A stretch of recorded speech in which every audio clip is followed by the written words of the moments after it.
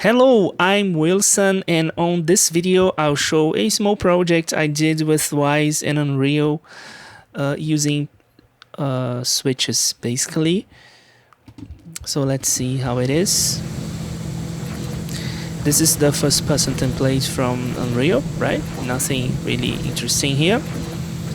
But we have this thing here, which is our generator. It has a minimalistic design, isn't it? And it's fully operational, as you can listen to it. But if I shoot it, it actually turns the hibernation mode on, okay? And you can see there is a green light over there that indicates that the hibernation mode has been set to on. And if I shoot it again, it will turn the hibernation mode on, and then the generator will be fully operational again. So that's basically it. So again,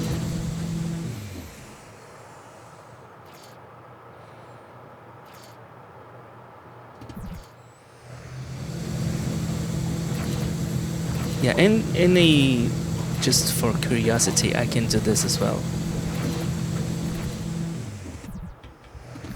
If it bounces here, it can turn on and off, you know, so it's really on contact, okay? Okay, so that's it. So taking a close look at how blueprints are designed, when the level starts, a event, which is the generator on event, which is a AK event, is called. So it basically sets the generator sound to play when the level starts, okay? And going from there, we can see that every time a certain component is hit, which component is it? It's this one here, the static mesh component. I could have given a name, I'm just realizing it. But this one here, which is our generator, okay. So when the component is hit, we have a flip-flop. First, it will do A, then it will do B. So when you shoot it for the first time, it will do A. What is A? It will call the hibernation sound on, the hibernation event actually, which is a event with switches in Wwise. We will take a look at the Wwise project in a while.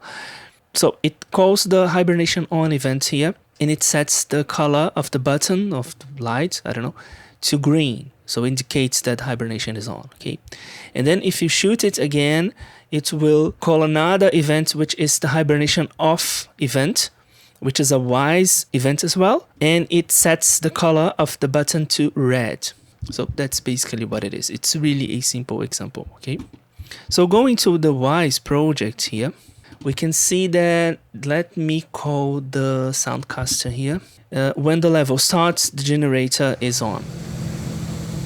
If I shoot the generator, it turns the hibernation to on.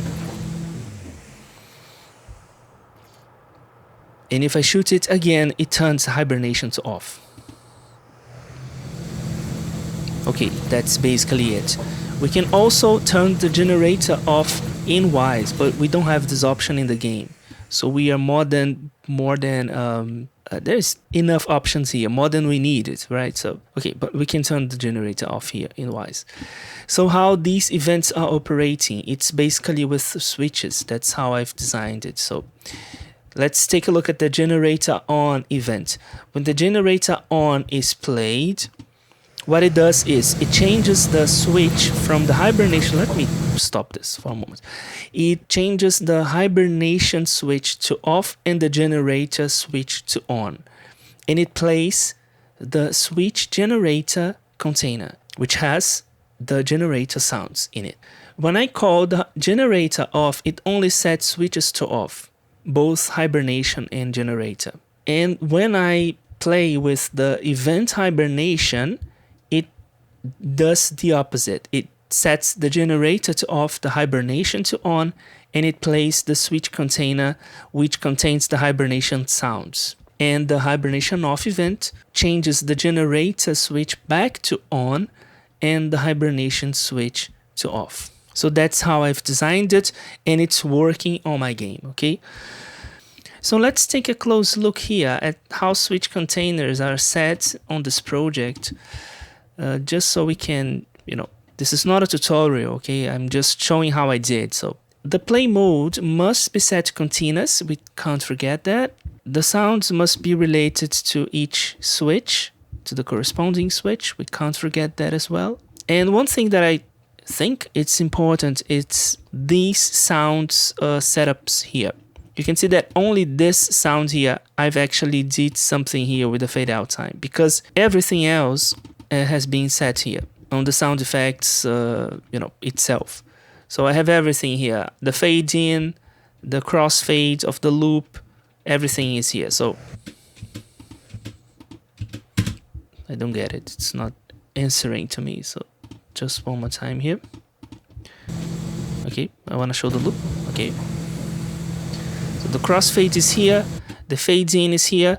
The only thing that I don't have here is the fade out when the sound must be stopped, because the generator will be sounding, right? So when the generator sound will stop, we don't know. So it can't end abruptly, and we don't have a fade out from it. We only have this one here and the crossfade.